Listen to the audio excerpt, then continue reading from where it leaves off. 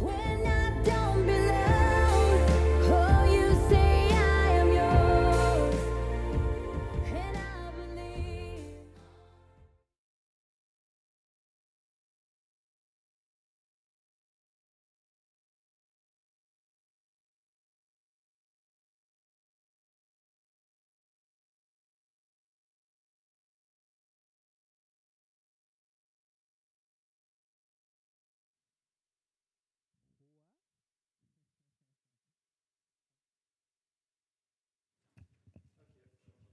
Ça marche aussi.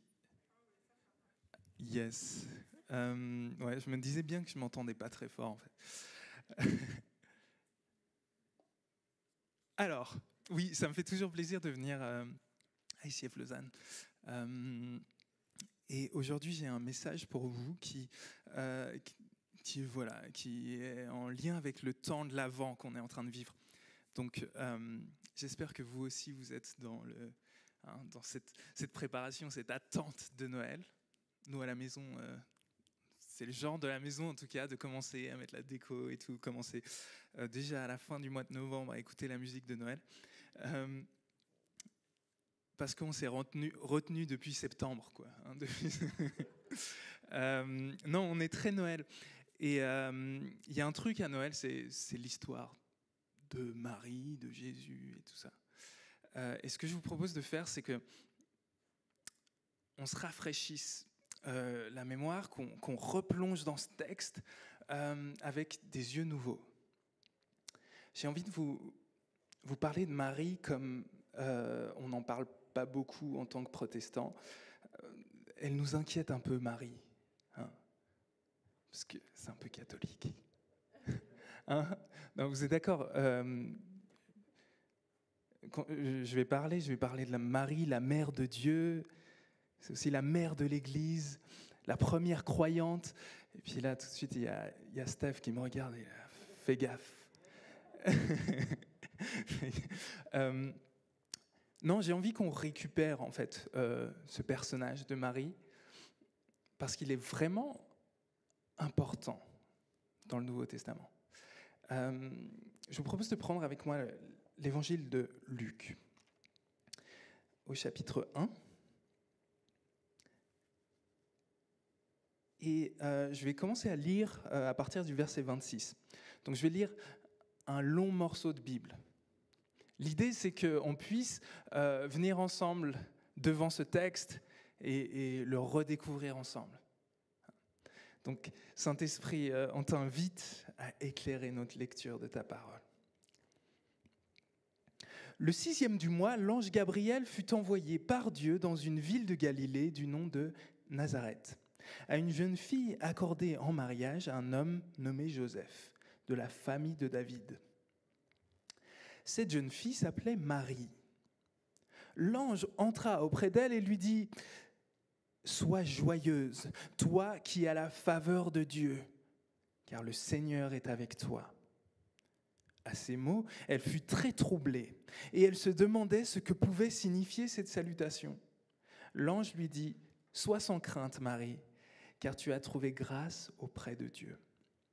Voici que tu vas être enceinte. Tu enfanteras un fils et tu lui donneras le nom de Jésus. Il sera grand et sera appelé Fils du Très-Haut. Le Seigneur Dieu lui donnera le trône de David, son père. Il régnera pour toujours sur la famille de Jacob et son règne n'aura pas de fin. » Marie dit à l'ange « Comment cela se fera-t-il puisque je n'ai pas de relation conjugale ?» L'ange répondit « L'Esprit Saint viendra sur toi et la puissance du Très-Haut te couvrira de son ombre. C'est pourquoi celui qui va naître sera saint et sera appelé Fils de Dieu. Et voici qu'Élisabeth, ta parente, est elle aussi enceinte d'un fils dans sa vieillesse, et elle en est à son 6e mois. Elle qu'on appelait la stérile, car rien n'est impossible à Dieu. » Amen. Marie dit alors, écoutez bien, Marie dit alors, je suis la servante du Seigneur, que tout se passe pour moi comme tu l'as dit. Et l'ange la quitta. Ok, donc ça, c'était l'annonce de l'ange à Marie. Et là, ce que je vous propose de voir, c'est un peu plus loin pour rentrer un peu plus dans ce qui se passe dans le cœur de Marie. On continue. En ce temps-là, Marie partit en hâte pour se rendre dans le haut pays, dans une ville de Juda. Elle entra dans la maison de Zacharie, salua Élisabeth, et lorsqu'Élisabeth entendit la salutation de Marie, l'enfant bondit dans son sein, et Élisabeth fut remplie du Saint-Esprit. Elle poussa un grand cri et dit « Tu es bénie, plus que toutes les femmes, béni aussi est le fruit de ton sein. Comment m'est-il donné que vienne à moi la mère de mon Seigneur ? Car lorsque ta salutation a retenti à mes oreilles, voici que l'enfant a bondi d'allégresse en mon sein.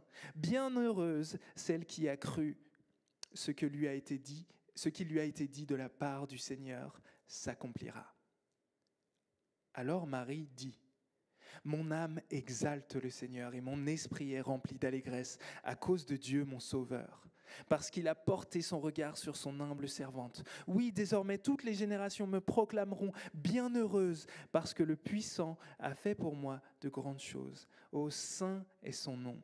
Sa bonté s'étend de génération en génération sur ceux qui le craignent.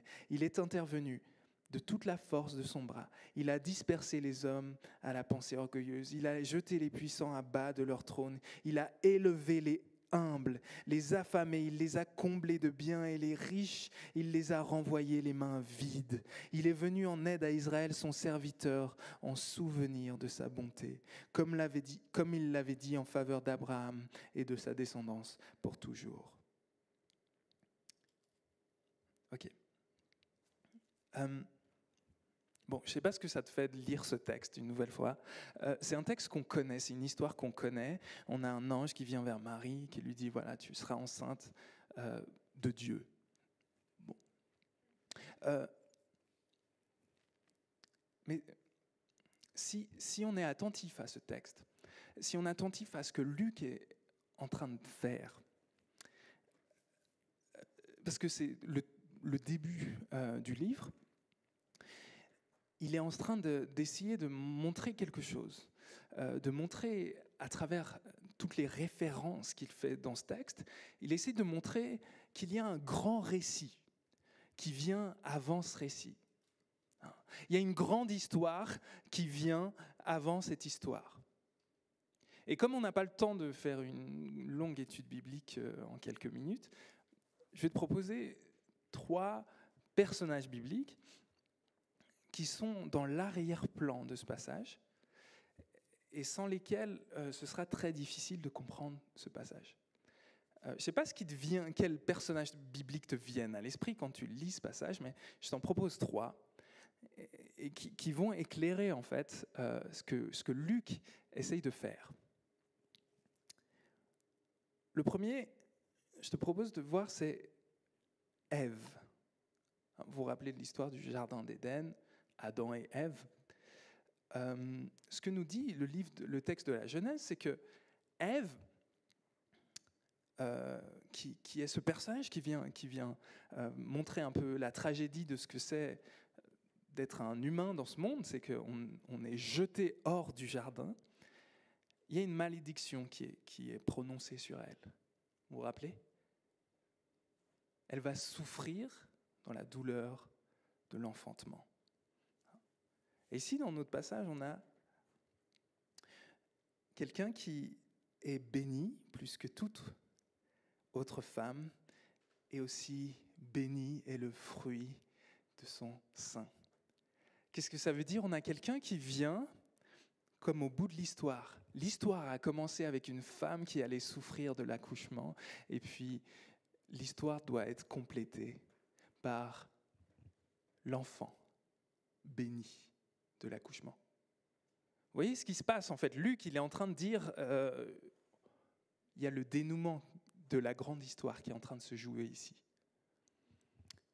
Donc, première personne, c'est Ève. Deuxième personne que je vois, c'est Abraham. Vous voyez, Abraham, il a une histoire qui est un peu similaire à celle de Marie. Vous vous rappelez de l'histoire d'Abraham ? Ça commence en Genèse 12, où Dieu vient s'adresser à Abraham, il lui dit « Suis-moi ».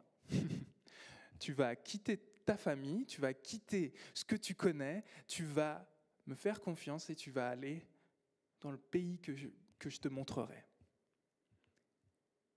Même plus que ça, après, il lui dit, tu vas avoir un fils et une descendance qui va bénir toutes les nations. Vous voyez le parallèle ? Donc, Abraham, vous savez, pour les Juifs, hein, c'est le père du peuple juif. C'est le père des croyants. C'est le père du peuple d'Israël. Et Marie, c'est la mère de l'Église. Parce qu'elle fait ce même geste qu'Abraham, le geste de croire, de mettre sa confiance en Dieu. Okay, donc ça c'est le background. Et du coup, il y a la promesse qui est faite à Abraham. À Abraham, tu vas avoir une descendance. Et c'est une promesse qui va être prise et reprise à travers toute la Bible.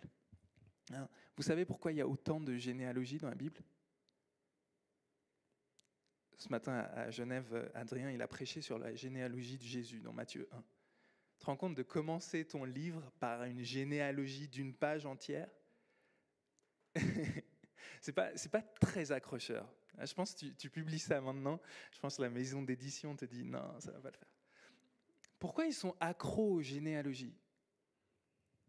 Parce que depuis le début du livre, de ce livre, il y a cette idée. Il y a un enfant qui arrive. Il faut suivre les généalogies. Il y a un enfant de la promesse. Et du coup, il y a l'enfant d'Abraham, puis il y a toute la généalogie. Et puis ensuite, la promesse va être renouvelée une nouvelle fois à quelqu'un d'autre, qui est cité explicitement, le roi David. Et il va y avoir l'enfant de David. Et donc, on a Marie qui se tient là et qui entend, toi, tu vas voir de tes yeux le dénouement de toute l'histoire. Tu vas donner naissance au fils de David. Ok. Donc ça, c'était juste un peu pour qu'on touche au texte de près et que vous puissiez avoir un peu cette vision d'ensemble de ce qui est en train d'arriver à Marie. Luc est en train de la mettre en scène, non pas simplement comme un personnage historique où il s'intéresse à Marie. Waouh, elle est exceptionnelle cette femme. Non, il est en train de dire c'est un personnage, les théologiens diraient paradigmatique. C'est-à-dire c'est un personnage, c'est l'exemple. C'est un personnage qui va montrer ce que c'est d'entrer dans l'Église. Entrer dans l'Église, ça va être un acte, l'acte que Marie fait. C'est l'acte d'humilité, l'acte de foi. Elle met sa confiance en Dieu. Ok. Donc, ça c'était pour vous dire que j'ai quand même réfléchi au texte. Maintenant, je vais un peu m'éloigner du texte. Je vais un peu m'éloigner du texte parce que j'aimerais récupérer cette idée-là d'une femme qui a dit oui à Dieu. J'aimerais comprendre ça. J'aimerais comprendre ce geste du oui à Dieu. Et tu m'excuseras une nouvelle fois, Steph, mais pour comprendre ça, je suis passé non pas par un auteur catholique, mais par Nietzsche. Vous connaissez sûrement le nom de Nietzsche. C'est ce grand philosophe athée devant l'Éternel, quelqu'un qui n'était pas du tout ami, qui ne supportait pas l'Église, qui ne supportait pas les croyants. Il avait beaucoup d'estime pour Jésus, mais il détestait le christianisme. Il y a quelqu'un qui dit, j'ai entendu un pasteur dire, si quelqu'un te dit qu'il aime Jésus mais pas son épouse, alors méfie-toi. Mais Nietzsche, j'arrête pas d'y revenir cette dernière année, j'ai fait que d'y revenir dans mes lectures de philo parce que il dit un truc. Il y a du génie dans Nietzsche. Il y a vraiment des choses incroyables. Et il y a cette histoire qui me fait beaucoup penser à l'Annonciation. Ça se trouve dans un livre qui s'appelle Le Gai Savoir. Et Nietzsche vient et il dit, imagine que Voilà, tu es dans ta chambre la nuit et puis tu as un esprit qui débarque. Il y a un esprit qui vient dans ta chambre et qui te dit chaque jour de ta vie, chaque pensée, chaque chose que tu as vécue, tu vas les revivre. Non pas une fois, 2 fois, 3 fois. Toute ta vie, tu vas la revivre éternellement. Imagine que ça t'arrive. Qu'est-ce que tu fais? Option 1, tu te prosternes devant lui comme un Dieu. Tu dis « Waouh, c'est magnifique, c'est une bonne nouvelle que tu m'annonces ». Option 2, tu tombes à genoux et tu pleures parce que voilà, tu traites cette personne comme un démon parce que c'est une horrible nouvelle. Ok, cette petite parabole de Nietzsche, elle peut être comme ça, juste énoncée comme ça, un peu difficile à comprendre, mais je vais essayer de vous expliquer. Il y a cette idée très courante aujourd'hui que la liberté, c'est faire ce que je veux quand je veux. Il y a cette idée qu'on a dans notre culture, dans notre société. Hein. Moi, je suis libre si je peux faire ce que je veux, quand je veux, où je veux, avec qui je veux. Mais le problème de cette liberté, c'est que c'est une liberté qui nous maltraite, qui nous malmène. Parce que tu seras libre que plus tard, en fait. Parce qu'en fait, tu n'as pas choisi de naître. Tu n'as pas choisi ta famille. Tu n'as pas choisi, t'as pas choisi de quoi tu es fait. Tu n'as pas choisi d'où tu viens. Tu n'as pas choisi de ta souffrance. Tu n'as pas choisi ce qui t'arrive. Et donc, il y a cette idée chez Nietzsche de dire, mais si ta vision de la liberté, c'est faire ce que tu veux quand tu veux, mais t'es foutu en fait, parce que la vie, elle ne fonctionne pas comme ça. En fait, non, la liberté, c'est de dire oui à une existence que tu n'as pas choisie. Il y a un philosophe qui le dit comme ça, Martin Stephan, c'est encore un catholique, qui dit on arrive dans la vie comme sur une scène de crime, toujours en retard. C'est-à-dire que moi, je n'ai pas décidé d'exister, je n'ai pas décidé de m'appeler Ruben, mais je suis là. Et c'est un thème qu'on retrouve dans toute la Bible d'ailleurs. Vous vous rappelez de Job qui dit « Maudit le jour de ma naissance, il aurait mieux valu que je naisse pas ». Il y a cette idée, mais en fait, tu choisis pas de naître et tu tombes dans l'existence et tu souffres et tu es là. Pourquoi ? Et du coup, Nietzsche, il propose ça. La vraie liberté, c'est de pouvoir dire oui à la souffrance, oui à la mort, oui à toute l'existence, dans ses plaisirs et dans ses peines. Et je trouve que c'est une très belle image, mais ce n'est pas satisfaisant. Je vous propose de mettre Nietzsche à l'école de Marie. Il n'aurait pas trop aimé parce qu'il était assez misogyne, mais je vous propose de mettre Nietzsche à l'école de cette adolescente qui ne devait pas avoir plus de 15 ans et qui trouve sa vie qui va être ruinée devant elle. C'est-à-dire que Dieu lui dit, enfin cet ange lui dit, tu vas avoir un enfant hors mariage.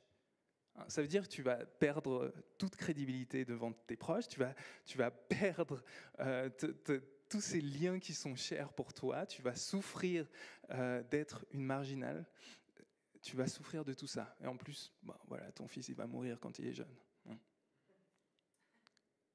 Donc tu vas souffrir. Et on a cette annonce. Et c'est ça qui me fait tellement penser à Nietzsche. Marie qui dit « Je suis la servante du Seigneur, que tout se passe pour moi comme tu me l'as dit. » Il y a ce oui tellement puissant. Le oui qui dit non, oui, pas seulement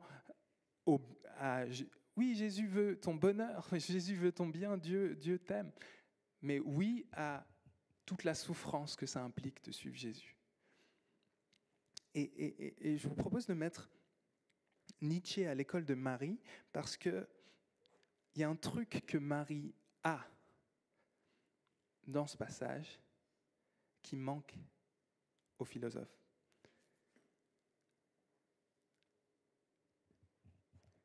Il y a cette idée, je vais vous lire juste un passage.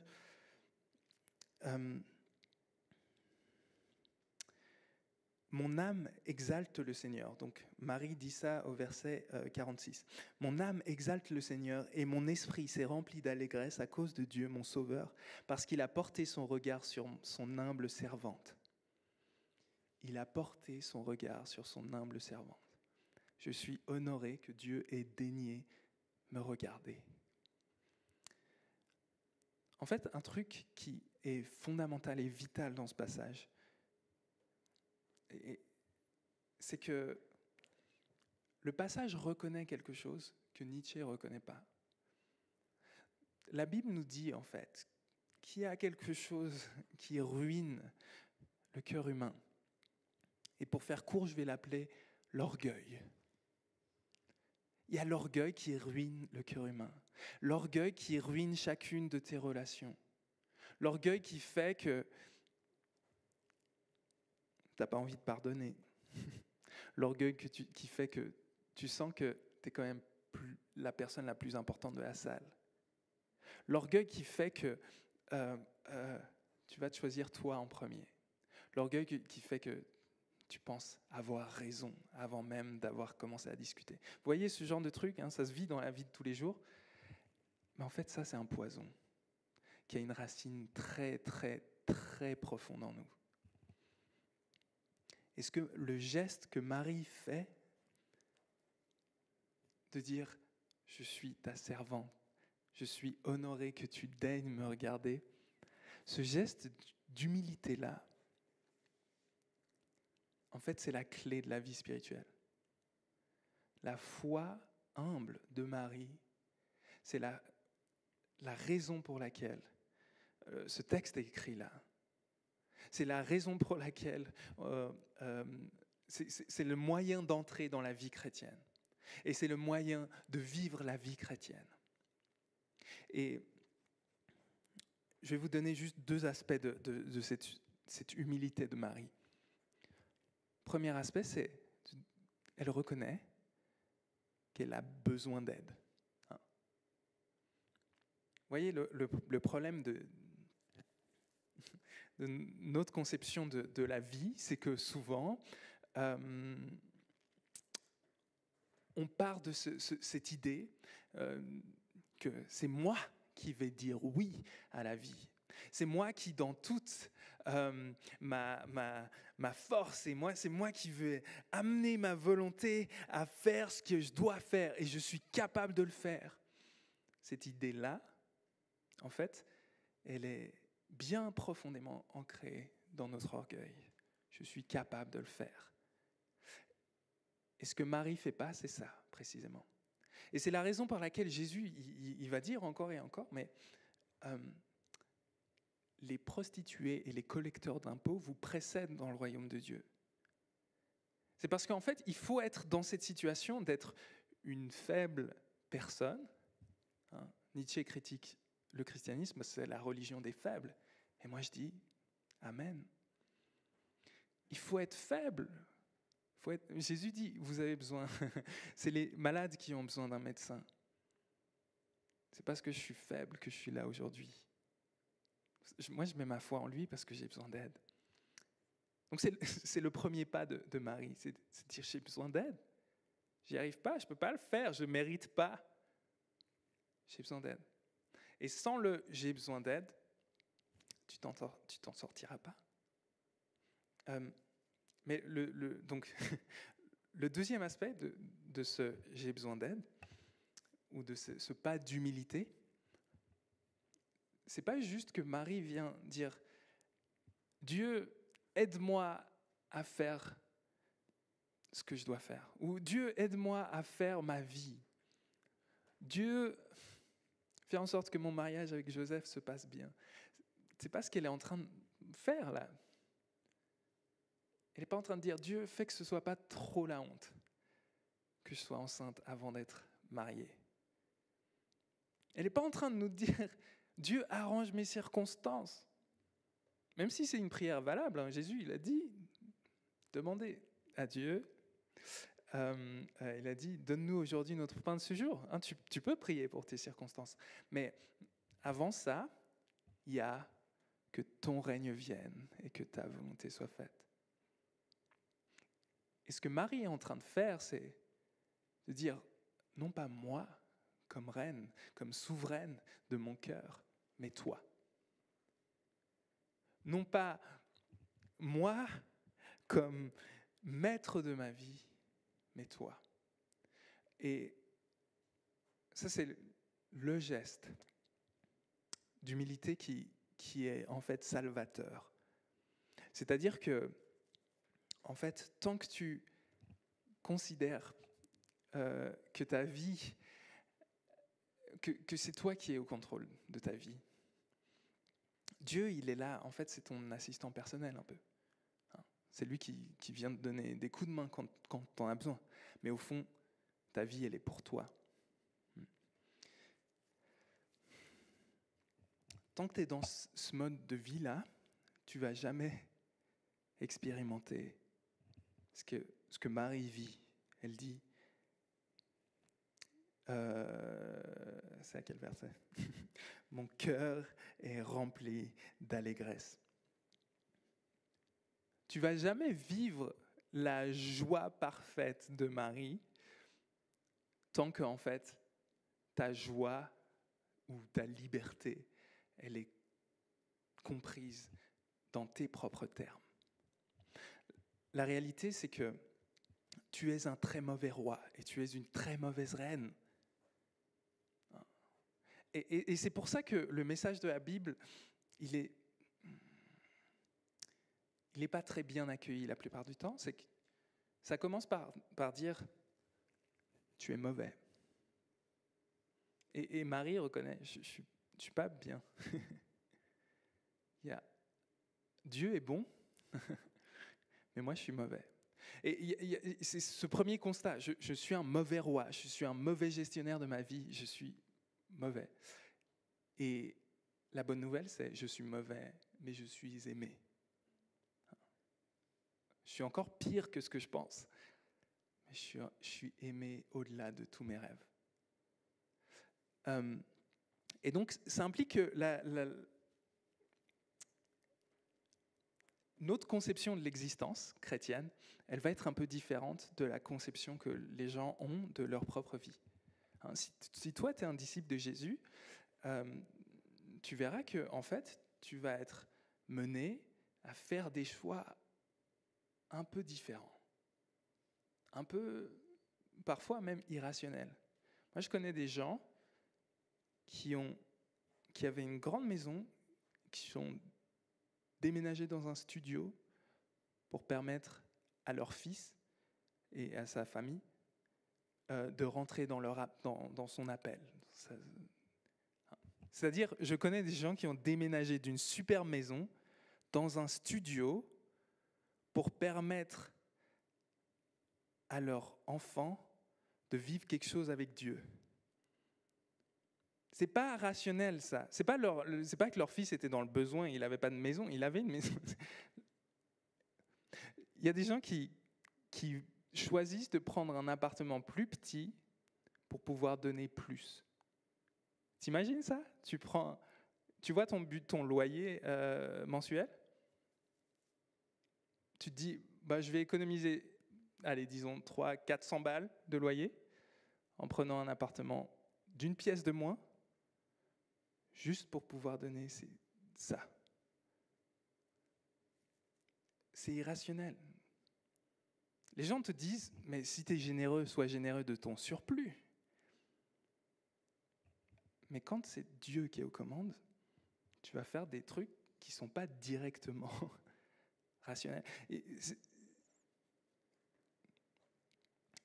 Et quand tu es dans ce genre de comportement-là, ça t'indique que, en fait, tu n'es plus, toi, le roi de ta vie. tu vois, parce que il y a des trucs que tu peux faire. Tu peux te dire, tu vois, parce que se soumettre à Dieu, faire confiance à Dieu, dire Dieu, tu es le roi de ma vie, ça fait peur. Oui. Mais il y a autre chose qui fait peur à un chrétien. C'est que toi, tu sois le roi de ta vie. Moi, j'ai encore plus peur, je crois, que moi, je sois le boss de ma vie. En tout cas, je devrais avoir encore plus peur d'être au contrôle.